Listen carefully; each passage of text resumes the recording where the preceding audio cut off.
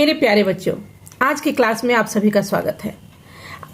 आज हम जानेंगे काव्य संकलन के कवि नागार्जुन जी के बारे में। ठीक है, तो आइए जानते हैं। प्रस्तावना में नागार्जुन सृजन और नव निर्माण के रूप में विख्यात हैं। उनके हृदय में शोषितों के प्रति विशेष स्नेह उमड़ता था। अपनी कविताओं में इन्होंने अत्याचार से पीड़ित और त्रस्त व्यक्तियों के प्रति सहानुभूति प्रदर्शित की।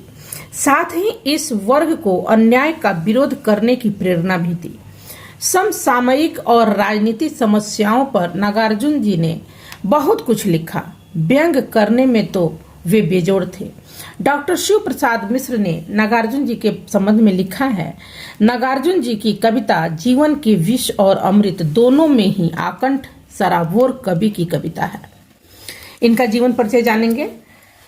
प्रसिद्ध समाजवादी और नव जीवन के कवि नागार्जुन का जन्म दरभंगा जिले के सतलखा ग्राम में 1911 ईस्वी में हुआ था। इनका वास्तविक नाम श्री बैद्यनाथ मिश्र था। पहले वे यात्री नाम से लिखा करते थे। तत्पश्चात बौद्ध धर्म से प्रभावित होकर महात्मा बुद्ध के प्रसिद्ध शिष्य के नाम पर अपना नाम नागार्जुन रख लिया। इनका आरंभिक जीवन अभावों से ग्रस्त रहा। जीवन के अभावों ने ही इन्हें शोषण के प्रति विद्रोह की भावनाओं से भर दिया। इसके अतिरिक्त इनके जीवन में घटित दुखद घटनाओं ने इन्हें मानव मात्र का दुख समझने की क्षमता प्रदान की। इनकी प्रारंभिक शिक्षा संस्कृत पाठशाला में हुई। देश विदेश घूमते हुए ये श्रीलंका जा पहुंचे और संस्कृत के आचार्य बन गए। स्वाध्याय से ही इन्होंने अनेक भाषाओं का ज्ञान प्राप्त किया।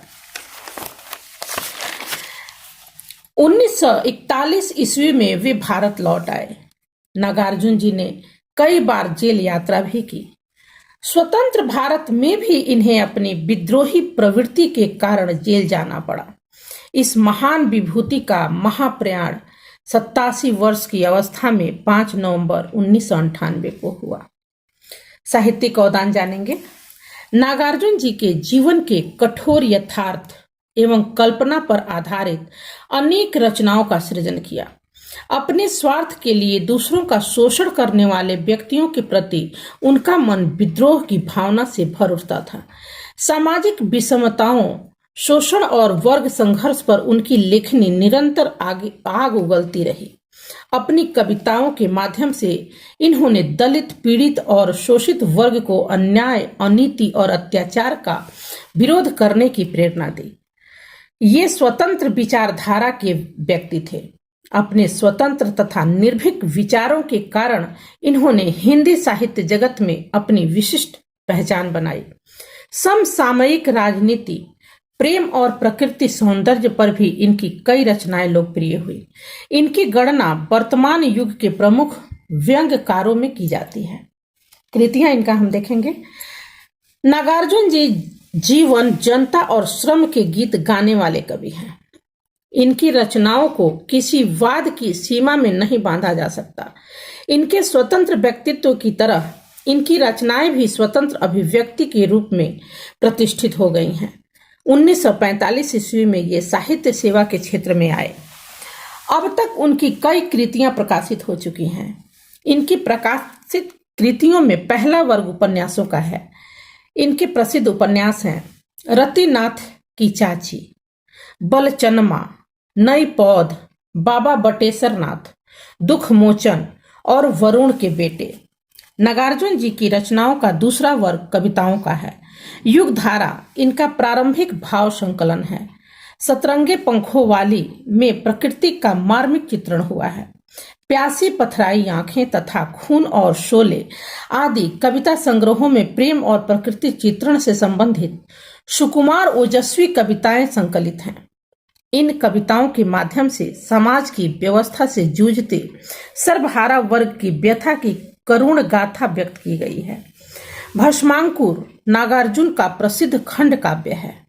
इसमें भस्मासुर की पौराणिक कथा को नए रूप में प्रस्तुत किया गया है। इसमें स्थान स्थान पर प्रेम, सौंदर्य व प्रकृति के चित्र अत्यंत सुंदर रूप में प्रस्तुत हुए हैं। इनको '69 में साहित्य अकादमी पुरस्कार मिला था। सन 1994 में इन्हें बिहार सरकार द्वारा राजेंद्र शिखर सम्मान मिला। इन्होंने दीपक नामक पत्रिका का संपादन भी किया था। इनकी शैली देखते हैं। अपनी काव्य रचनाओं में नागार्जुन जी ने प्रबंध एवं मुक्तक शैली को अपनाया है।